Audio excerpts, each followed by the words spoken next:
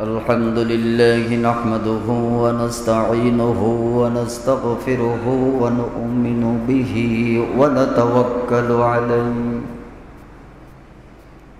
ونعوذ بالله من شرور أنفسنا ومن سيئات أعمالنا من يهده الله فلا مضل له ومن يضلل فلا هادي له ونشهد أن لا إله إلا الله وحده لا شريك له ونشهد أن سيدنا وسندنا وحبيبنا ومولانا محمدا عبده ورسوله الذي أرسله بالحق بشيرا ونذيرا وداعيا إلى الله بإذنه وسراجا وقمرا منيرا فقد قال الله تبارك وتعالى في كلامه المجيد وفي فرقانه الحميد أعوذ بالله من الشيطان الرجيم بسم الله الرحمن الرحيم إن أول بيت وضع للناس للذي ببكة مباركا وهدى للعالمين فيه آيات بينات مقام إبراهيم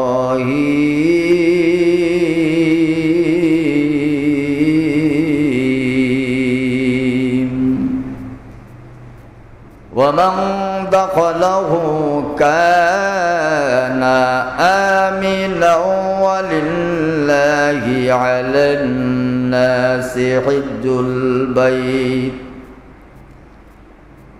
ولله على الناس حج البيت من استطاع إليه سبيلا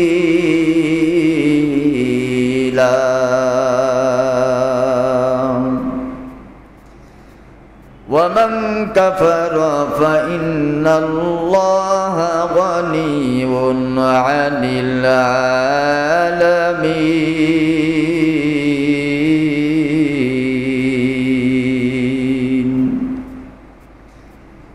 بسم الله الرحمن الرحيم وإذ جعلنا البيت مثابة للناس وأمنا واتخذوا من مقام إبراهيم مصلى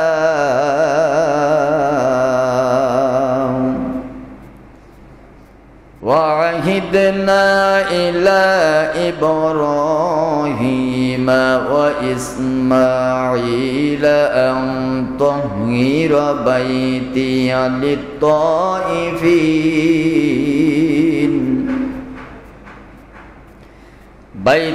للطائفين والعاكفين والركع السجود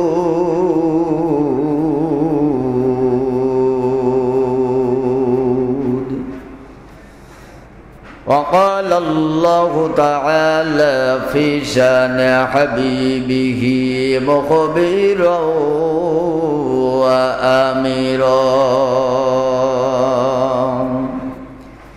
إن الله وملائكته يصلون على النبي يا أيها الذين آمنوا صلوا عليه وسلموا تسليما اللهم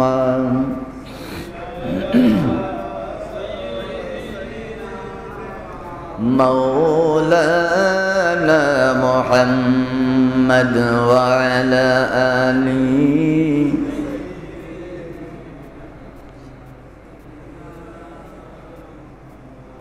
محبت اللهم صل على سيدنا مولانا محمد وعلى آل سيدنا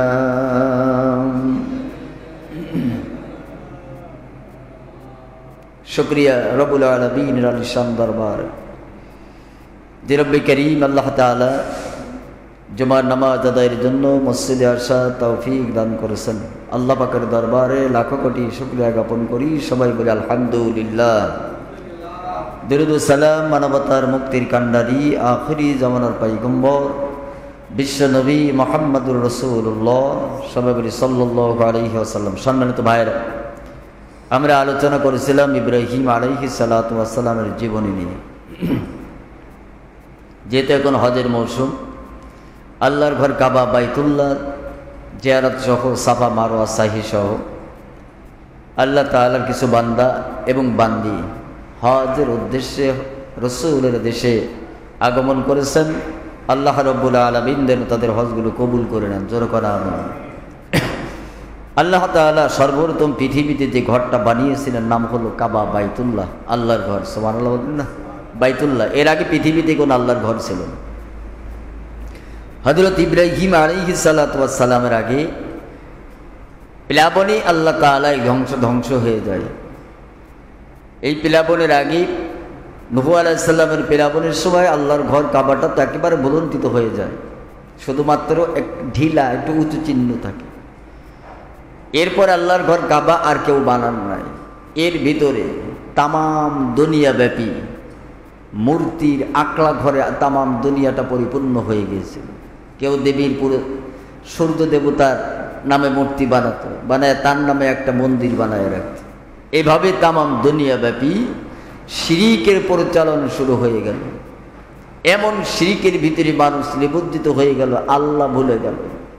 দুনিয়াতে এই পৃথিবীটা যে আল্লাহ তাআলা সৃষ্টি করেছেন, একমাত্র রব যে আল্লাহ, আমাদের মালিক যে আল্লাহ, আইনদাতা আল্লাহ, বিধানদাতা আল্লাহ, জীবন দেনেওয়ালা আল্লাহ, জীবন নেনেওয়ালা আল্লাহ, এই বেমালুম মানুষ ভুলে দেয়া শুধুমাত্র মাটি দিয়া মূর্তি বানায়া তার সম্মুখে সিজদা দিত। সেটাই মনে করতে এটাই আমার রব, এ আমার সব করতে পারে, ভালো করতে পারে, মন্দও করতে পারে, এছাড়া আমার বাঁচানোর কোনো উপায় নাই কেউ, আর এছাড়া আমার উপকার করারও কোনো কিছু নাই। সব মাটির বানানো হাতে গড়া মূর্তি দিয়া তামাম দুনিয়াটা চেয়ে ফেললো। জোরে কন্যা আলহামদুলিল্লাহ। হযরত ইব্রাহিম আলাইহিস সালাতু ওয়াস সালাম, হযরত ইসমাঈল আলাইহিস সালাতু ওয়াস সালাম বাপ বেটা দুজনে মিলে ফিলিস্তিনের দিকে যখন রওনা হয়ে গেলেন, ফিলিস্তিনের ভূমিতে বড় হলেন হযরত ইসমাঈল আলাইহিস সালাতু ওয়াস সালাম। হযরত ইব্রাহিম আলাইহিস সালাতু ওয়াস সালাম, আল্লাহ রাব্বুল আলামিন হযরত ইব্রাহিম আলাইহিস সালাতু ওয়াস সালামকে বললেন, ইব্রাহিম আমার নামে সেজদা দিবার জন্য, আমার ইবাদত বন্দেগী করার জন্য, মানুষ যাতে আমার ইবাদত করতে পারে, আমার আরাধনা করতে পারে, এবার একটা ঘর তুমি বানাও। জোরে কোন সুবহানাল্লাহ। আর জোরে বলেন। হযরত ইব্রাহিম আলাইহিস সালাতু ওয়াস সালাম চিন্তায় পড়ে গেলেন, এই পৃথিবীতে আল্লাহর ঘর কোথায় বানাবো, কেমন জায়গায় বানাবো, সেই জায়গাটা কেমন হওয়া দরকার। আমি ইব্রাহিমও তো চিনি না, আর আমি মিস্ত্রিও না, আর আমি আজ পর্যন্ত কোনোদিন এরকম ঘরও বানাই নাই। সুবহানাল্লাহ বলবেন না? আল্লাহ বলেন, ওমা উতীতু মিনাল ইলমি ইল্লা কলিলা। ও দুনিয়ার মানুষ, তোমাদের কোনো জ্ঞান ছিল না, আমি আল্লাহ পাক যা জ্ঞান দিছি তাও সামান্য। সুবহানাল্লাহ বলেন। জ্ঞানের অগণিত ভান্ডার থেকে সামান্য একটু জ্ঞান আল্লাহ তামাম দুনিয়ার মানুষের মধ্যে বিচারণ করে দিয়েছে। এই জ্ঞান দ্বারা মানুষ কত কিছু করে। মানুষ আজকাল এই সামান্য জ্ঞান নিয়ে আল্লাহ তাআলাকে ভুলে গেল, কোরআন ভুলে গেল, হাদিস ভুলে গেল, রাসূলের আদর্শ সব ভুলে গিয়েছে। আবার কিছু কিছু মানুষ এই জ্ঞানকে আসলে বাস্তব জীবনে খাটাইয়া আল্লাহর কোরআনওয়ালা হলো, আল্লাহওয়ালা হলো, আল্লাহর জান্নাত দুনিয়া জমিন থেকে পেয়ে গেল। সুবহানাল্লাহ। ভাইয়েরা আমার, কান লাগান।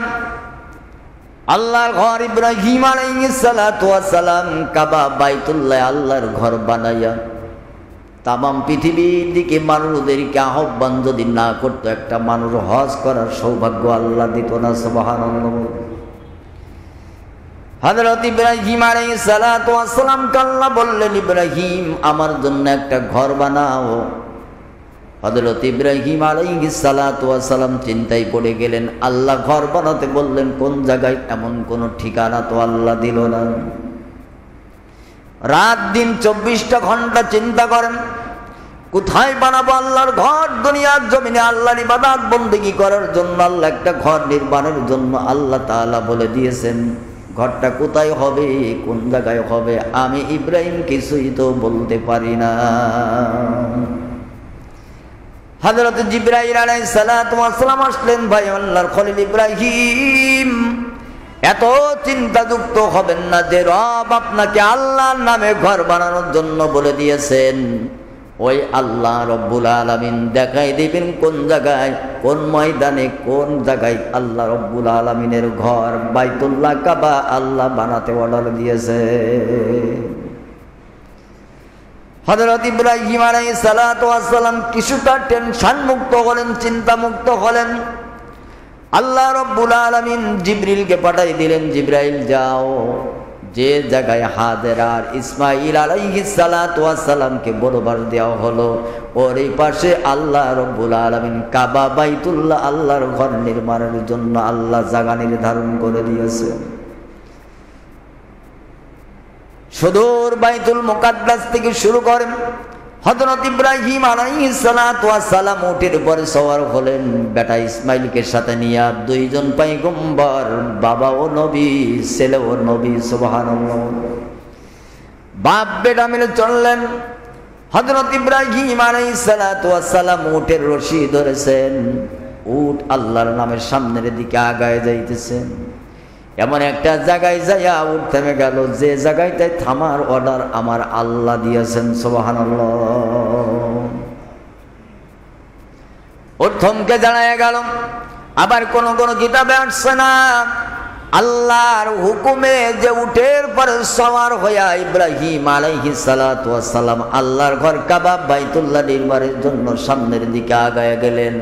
একখণ্ড মেঘ আল্লাহর হুকুমে তাদের মাথার উপর দিয়া চলতে চলতে মেঘখণ্ড যে জায়গায় থেমে গেল, আল্লাহর হুকুমে উটও ওই জায়গায় দাঁড়িয়ে গিয়ে যখন সুবহানাল্লাহ।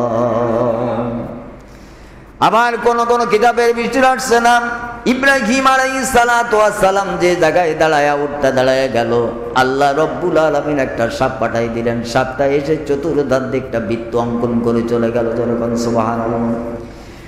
যে কোনো একটি জামাত হতে পারে, তবে আল্লাহর ঘর কাবা বাইতুল্লাহ ইব্রাহিম আলাইহিস সালাতু ওয়াস সালাম বানিয়েছেন, এটাই হলো বাস্তব সত্য কথা। তাই ছাড়া দুনিয়ার জমিনে আল্লাহর ঘর কাবা বাইতুল্লাহ এভাবে পূর্ণ নির্মাণের কারণ দ্বারা আল্লাহ করার নাই। হযরত ইব্রাহিম আলাইহিস সালাতু ওয়াস সালাম উটের পর থেকে লাভলেন। জিবরাইল আলাইহিস সালাতু ওয়াস সালাম জায়গাটা নির্ধারণ করে দেখাইয়া বলে দিলেন, ইব্রাহিম এই যে বৃত্তটা অঙ্কন করে দিলাম, এরপরে আল্লাহ রব্বুল আলামিন আল্লাহর ঘর কাবা তোমাকে পুনরায় নির্মাণ করতে আল্লাহ আদেশ দিয়েছে। সুবহানাল্লাহ বলুন। হযরত ইব্রাহিম আলাইহিস সালাতু ওয়াস সালাম ইসমাঈল আলাইহিস সালাতু ওয়াস সালামকে নিয়ে ওই জায়গায় দাঁড়ায় চিন্তা করতে লাগলেন।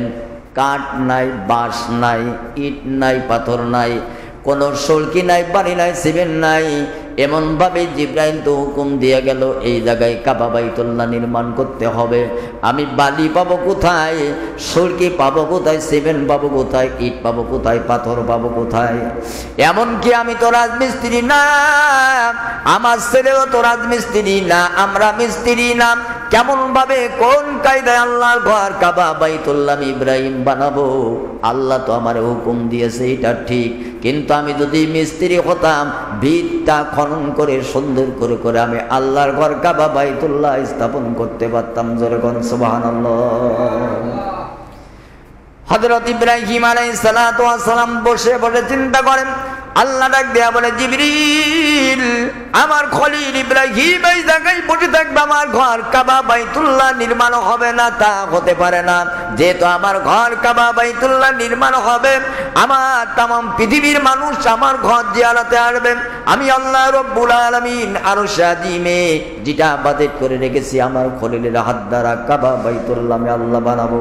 যারে জিবরিল যা আমার খলিল বনে দে পাশের বা পাহাড় পাশের এই এলাকা থেকে 5টা পাহাড় থেকে 5খানা পাথর আগে সংগ্রহ করতে বল। আমি আল্লাহ রব্বুল আলামিন 5খানা পাথর 5টা কন্যা আগে প্রথম রেখে আমার ইব্রাহিম যেন আমার ঘর বাইতুল্লাহর কাজ নির্মাণ শুরু করে দেয়। জোরে কোন সুবহানাল্লাহ। জিবরিল আমিন আসলেন, ইব্রাহিম বসে থাকার কোনো কারণ নাই, আল্লাহ অর্ডার দিয়েছে। এই যে পাহাড়ি অঞ্চল, এখানে পাহাড় ছাড়া কোনো গাছগাছালি নাই। আল্লাহ বলেছেন 5টা পাহাড় থেকে 5খানা পাথর আগে সংগ্রহণ করেন, 5খানা 5 কন্যারে রেখে আল্লাহ পাক কাবা বাইতুল্লাহ স্থাপনটা আপনাকে শুরু করতে বলে দিয়ে। সুবহানাল্লাহ। আরো জোরে বলি সুবহানাল্লাহ। হযরত ইব্রাহিম আলাইহিস সালাম 1 নাম্বার যে পাহাড় থেকে পাথরখানা আনলেন, এই পাথরখানা কোন জায়গায় বসাবেন ইব্রাহিম নবী জানে না। জিবরিল আমিন আসলেন, বললেন, ইব্রাহিম এই পাথরখানা এমন একটা জায়গায় আল্লাহ স্থাপন করতে বলেছেন, যে জায়গায় দাঁড়ায় তামাম জীবন ভোর নবীরা পর্যন্ত সাহাবায়ে কিরাম কিয়ামত পর্যন্ত মানুষ এই জায়গায় দাঁড়ায়া ইমাম হিসাবে নেতা হিসাবে দাঁড়াইয়া পিছনের মুসল্লি নিয়ে আল্লাহর কদমে সিজদা দিবে। এই সর্বপ্রথম পাথরখানা মিহরাব যে জায়গায় হবে ওই জায়গায় আল্লাহ স্থাপন করতে বলে দিয়েছে। আর জোরে বল। এই যে আমরা মিহরাবে দাঁড়াইয়া বসে আল্লাহর কোরআন এবং সুন্নাহর বয়ান আমরা করি, হযরত ইব্রাহিম আলাইহিস সালাতু ওয়াস সালাম সর্বপ্রথম আল্লাহর ঘর কাবা বাইতুল্লাহর প্রথম যে পাথরখানা আনলেন, ওই পাথরখানা এনে মিহরাব যে জায়গায় হবে ওই জায়গায় স্থাপন করে দিলেন। পাহাড় থেকে পাথর এনে মেহরাবের জায়গায় স্থাপন করে লাগানোর পর ইব্রাহিম আলাইহিস সালাতু ওয়াস সালাম লক্ষ্য করে দেখতেছেন ওই পাথর থেকে একটা নাম ভেসে আসছে। ওই নামটার কারণ নাই, ওই নামটা হলো মুহাম্মাদুর রাসূলুল্লাহ। সুবহান। হযরত ইব্রাহিম আলাইহিস সালাতু ওয়াস সালাম আশ্চর্য হয়ে গেলেন, পাহাড় থেকে পাথর আনলাম, আনার সময় পাথরের গায়ে কোনো নাম পেলাম না, দুনিয়ার কোনো মানুষের নাম না, এই নামটাও আমার হলো অপরিচিত। এমন একটা মানুষের নাম এই পাথরখানা মেহরাবের জায়গায় স্থাপন করার পর এই পাথর থেকে যে নামটা ভেসে আসলো এই নামটার পরিচয় জানা আমি ইব্রাহিমের দরকার। ইব্রাহিম আলাইহিস সালাম চিন্তা করে, আহারে এমন নাম আমার বয়সে কোনোদিন তো আমি দুনিয়ার জিন্দেগিতে শুনি নাই। এই নামটা কার? আল্লাহর খলিল ইব্রাহিম আলাইহিস সালাতু ওয়াস সালাম পাথরের কিনারে দাঁড়াইয়া দাঁড়াইয়া শুধু চিন্তা করে আল্লাহ, মনটা রুজু করে দিয়ে চিন্তা করতেছে, আল্লাহ পাথর আনলাম পাহাড় থেকে এই জায়গায় স্থাপন করলাম তোমার ঘর কাবা বানাবো বলে, কিন্তু পাথর থেকে যে নামটা ভেসে আসলো এই নামটার পরিচয় যদি জানতে পারতাম আমি তোমার ইব্রাহিম, আমার মনটা বড় শান্ত হয়ে যেত। জোরে বলেন সুবহানাল্লাহ। আমার মনটা শান্ত হয়ে যেত। আল্লাহ পাথর আনলাম মেহরাবে রাখলাম, একটা নাম বেশি আসলো, নামটার পরিচয় জানাই দাও গো আল্লাহ। যত সময় পর্যন্ত এই নামের পরিচয় না জানলো অন্য কন্যারে একটা পাথর আমি ইব্রাহিম আলাইহিস সালাতু ওয়াস সালাম লাগাবো না। সুবহানাল্লাহ বলবেন। আল্লাহ ডাক দিয়া বলে, জিবরিল যা যা যা, আমার খলিল ইব্রাহিম রে জানাই দে, এই নামটা হলো এমন একজন নবীর নাম যাকে প্রথমে বানাইয়া শেষ জামানায় নবুয়তের সিল মোহর মেরে আমি আল্লাহ পাঠাইয়া দেব। জিবরিল আমিন আসলেন, আল্লাহর খলিল টেনশন করেন কেন, চিন্তা করেন কেন? আল্লাহর ঘর কাবার প্রথম পাথর কানা লাগাইয়া আপনি এইভাবে থেমে গেলেন, থেমে গেলে তো হবে না। আর আমি যদি থমকে যান তাহলে কাবা ঘর নির্মাণও হবে না। আল্লাহ আপনার মাধ্যমে হজের দাওয়াত দিয়া তামাম দুনিয়ার মানুষদেরকে একত্রিত করাইয়া আল্লাহর ঘর কাবা বাইতুল্লাহ হজের জন্য আনার সিদ্ধান্ত আল্লাহ জানিয়েছেন। এই জায়গায় থমকে দাঁড়াই গেলে কাবা বাইতুল্লাহ নির্মাণ হবে না, আর আল্লাহর উদ্দেশ্য কোনোদিন পূর্ণ হবে না। এটা আল্লাহ চান না, জোরে বলেন সুবহানাল্লাহ। ইব্রাহিম আলাইহিস সালাম বললেন, ভাই জিবরিল, পাথর আনতে বললাম প্রথম যে পাহাড় থেকে, ওই পাহাড় থেকে পাথর কানা এনে কোন জায়গায় স্থাপন করব তোমার কাছে জানতে চাইলাম। জিবরাইল, ওরে জিবরাইল, তুমি বললেই পাথর কানা মেহরাব যে জায়গায় সেই জায়গায় স্থাপন করতে, আমি করলাম তাই। এই পাথর কানা মেহরাবের জায়গায় স্থাপন করার পর আমি লক্ষ্য করে দেখতেছি পাথরের গায়ে একটি নাম সুন্দরভাবে লিখিত হয়ে আছে। এই নামটা হলো লা ইলাহা ইল্লাল্লাহু মুহাম্মাদুর রাসূলুল্লাহ। জোরে বলুন সাল্লাল্লাহু আলাইহি ওয়াসাল্লাম। ওরে ভাই জিবরাইল, এই নামটা কার? এই নামের পরিচয় না জানা পর্যন্ত বাকি কোনো পাথর কোনো পাহাড় থেকে আমি ইব্রাহিম আনার ক্ষমতা আমার নাই। আগে নামের পরিচয়টা জানাও, এই নামটা হলো কার? জিবরিল আমিন ডাক দিয়া বলল, আল্লাহর খলিল। কোন রকম চিন্তা ব্রেনের ভিতরে নিবেন না, ইনার পরিচয় আপনি জানেন না। ইনাকে যদি না তৈরি করতো আপনার মতন ইব্রাহিমকে আল্লাহ রব্বুল আলামিন খলিল উপাধি দিত না। জোরে কন্যা সুবহানাল্লাহ। ইনি হলেন আখিরি জামানার পয়গম্বর, উম্মতের কান্ডারি, বিশ্ব নবী মুহাম্মদুর রাসূলুল্লাহ। আল্লাহ রাব্বুল আলামিন প্রথম বানায়া শের জামানায় যাকে নবুয়তের সিল মোহর দিয়া আখিরি জামানার পয়গম্বর করে পাঠাই দিবেন, ইনি হলেন সেই আখিরি জামানার পয়গম্বর, আল্লাহর বন্ধু মুহাম্মদুর রাসূলুল্লাহ। জোরে কন্যা সাল্লাল্লাহু। হযরত ইব্রাহিম আলাইহিস সালাম একটু চিন্তামুক্ত হলেন। দ্বিতীয় নাম্বার পাহাড় থেকে পাথর কানা আনা হলো। ওই পাথর কানা আনার পর জিবরাইল আলাইহিস সালাম মুখে দাঁড়াইয়া ইব্রাহিম আলাইহিস সালাম চিন্তা করে, আহারে 5 কানা পাথর থেকে প্রথম পাথর কানা আনার পর মেহরাবে স্থাপন করলাম। এক ব্যক্তির নাম তো খোদাই হয়ে দেখা গেল, নামের পরিচয় পেয়ে গেলাম। দ্বিতীয় পাথর কানার ডান কর্নারে রাখবো না বাম কর্নারে রাখবো, না পূর্ব কর্নারের দক্ষিণ পাশে রাখবো না উত্তর পাশে রাখবো, আল্লাহ তো এ কথা জানাই দিল না।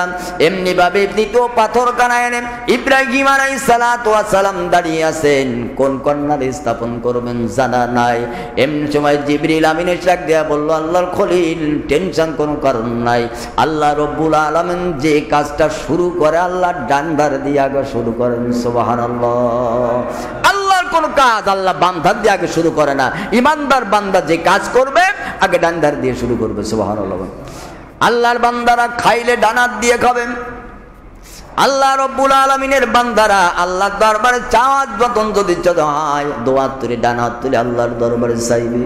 আল্লাহর বান্দারা কোনো ভালো কাজ করার জন্য যখন আগে হাতটা বাড়াই দিবে, ডান হাতটা বাড়াই দিবে। মানুষের সঙ্গে মুআনাকা মুনাফাক মুসাফা করার সময় আল্লাহর বান্দারা আগে বাম হাত বাড়াই দিবে না ডান হাতটা আগে বাড়াই দিবে। মানুষ যখন রাস্তা দিয়ে রওনা দিবে ডান ধার দিয়ে চলাচল করবে। এই জন্য আল্লাহ রব্বুল আলামিন দুনিয়ার জমিনের মানুষদেরকেও শিক্ষা দিতে চান, আমি আল্লাহ হলাম ডানপন্থী, আমি আল্লাহ বামপন্থী না। আর দুনিয়ার জমিনে যারা আমার নিজস্ব বান্দা হবে, ইমানদার বান্দা হবে, এই বান্দাগুলাও হবে ডানপন্থী। অতএব আল্লাহ পাক যে কোনো কাজ শুরু করার আগে ডান্ডার দিয়ে আল্লাহ শুরু করে দেন। ইব্রাহিম রে, আল্লাহ বলে দিয়েছে দ্বিতীয় যে পাথর কানা আপনি আপনার পাহাড় থেকে সংগ্রহ করেছেন, এই পাথর কানা আল্লাহ রব্বুল আলামিন এই কাবা বাইতুল্লাহর পশ্চিম পাশের উত্তর ডান কর্নারে আল্লাহ স্থাপন করতে বলে দিয়েছে। পশ্চিম পাশের ডান কর্নারে রাখুন। আল্লাহ ডান বাদ দিয়ে কাম শুরু করে। সুবহানাল্লাহ বলেন, আর জোরে বলেন। ভাইরা আমার, হযরত ইব্রাহিম আলাইহিস সালাতু ওয়াস সালাম পশ্চিম পাশের ডান কর্নারে পাথরখানা স্থাপন করে যখন সরে আসবেন, ইব্রাহিম খলিল লক্ষ্য করে দেখতেছে প্রথম পাথর থেকে যেমন একটা নাম ভেসে আসছে, দ্বিতীয় পাথরখানা ডান কর্নারে স্থাপন করার পর ওই পাথরের গা থেকে আল্লাহ রব্বুল আলামিন স্পষ্ট ভাষায় আরবিতে আর একটা নাম আল্লাহর খলিল ইব্রাহিমকে দেখায়া দিলেন। সুবহানাল্লাহ। ইব্রাহিম আলাইহিস সালাতু ওয়াস সালাম থমকে দাঁড়িয়ে গেলেন। ঘটনা কি? প্রথম পাথরখানা স্থাপন করলাম, যার নামখানা বসে আসলো, তার নামের পরিচয় তো পেলাম, উনি হলেন আখিরি জামানার পয়গম্বর বিশ্ব নবী মুহাম্মদুর রাসূলুল্লাহ।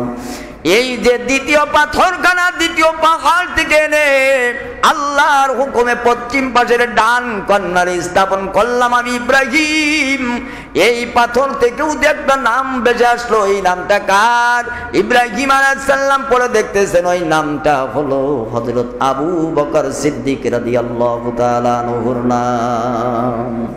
হযরত ইব্রাহিম আলাইহিস সালাম চিন্তা করেন, আমার জিন্দেগিতে আসমানের নিচে জমিনের উপরে আমার জাতি গোষ্ঠীর ভিতরে আবু বকর নামে কোনো মানুষ আজ পর্যন্ত পাই নাই। এই নামটা আমার অপরিচিত নাম, আমার জীবন দশায় সর্বপ্রথম এই নামটা আমি দেখলাম। ইব্রাহিম আলাইহিস সালাম চিন্তা করে এই নামের পরিচয় যত সময় পর্যন্ত আমি না জানবো, অন্য পাহাড় থেকে পাথর আমি আনবো না। জোরে কোন সুবহানাল্লাহ।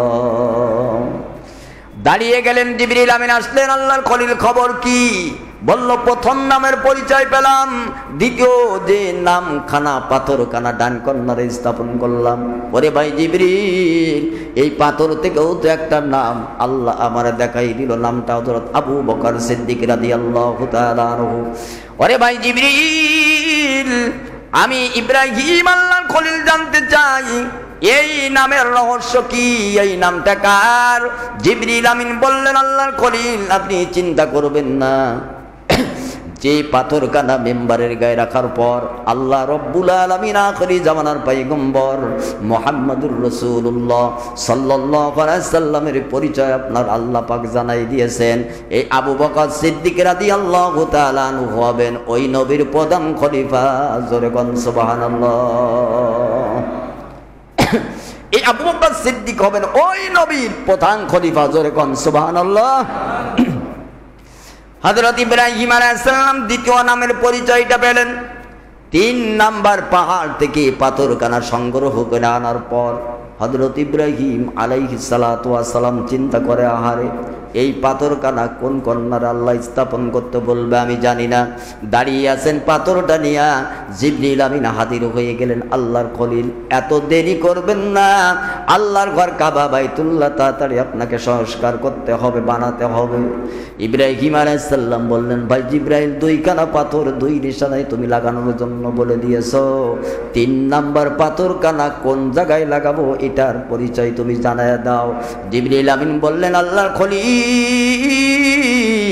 পশ্চিম পাশের হাতের বাম কর্নারে এই পাথরখানা আল্লাহ স্থাপন করতে বলে দিয়েছে। পশ্চিম পাশের বাম কর্নারে একটা পাথর স্থাপন করেন। সুবহানাল্লাহ বলবেন না? হযরত ইব্রাহিম আলাইহিস সালাতু ওয়াস সালাম পশ্চিম পাশের বাম হাতের বাম কর্নারে তৃতীয় পাথরখানা স্থাপন করে যখন সরে আসবেন, লক্ষ্য করে দেখার একটা নাম খোদাই করে আল্লাহ দেখাই দিয়ে। সুবহানাল্লাহ। ওই নামটা দেখে ইব্রাহিম নবী পড়লেন হযরত ওমর ফারুক রাদিয়াল্লাহু তাআলা আনহুর নাম। ইব্রাহিম আলাইহিস সালাতু ওয়াস সালাম চিন্তা করতে লাগলেন, আহারে এক এক নাম এক এক ধরনের নাম, এই নামের পরিচয় তো আমি কোনোদিন জানি না।